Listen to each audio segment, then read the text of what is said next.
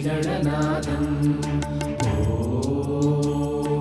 श्रीगणनाथं सर्वविघ्नहरं देवं सर्वविघ्नविवर्जितं సర్వసిద్ధిప్రదాతారం వందేహం గణనాయకం. ఆంధ్రప్రదేశ్ రాష్ట్రం తూర్పుగోదావరి జిల్లా రాజమహేంద్రవరానికి 60 కిలోమీటర్ల దూరంలో, అమలాపురానికి 12 కిలోమీటర్ల దూరంలో గోదావరి నది పరవళ్లు, కొబ్బరి తోటలు, పచ్చని పొలాల మధ్య కోనసీమ ప్రాంతమైన ఐనవిల్లిలో శ్రీ సిరిసిద్ధి వినాయక ఆలయం ఉంది. సిద్ధి వినాయకుడిగా ఈ ఆలయంలో కొలువై ఉన్న ఏకదంతుడిని నారికేల వినాయకుడు అని కూడా అంటారు. ఒక్క కొబ్బరికాయ కొడితే చాలు కోరిన కోరికలన్నీ తీర్చే నారికేల గణనాథుడు ఈ ఆలయంలో నిత్యం పూజలందుకుంటున్నాడు.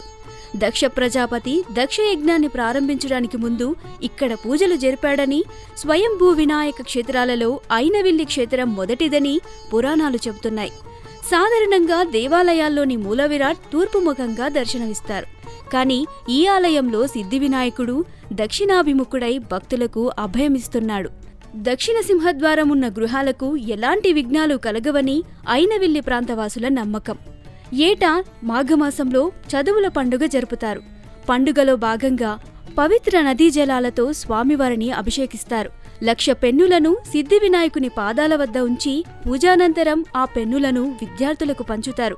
వీటితో పరీక్షలు రాస్తే మంచి ఉత్తీర్ణత సాధిస్తారని నమ్మకం.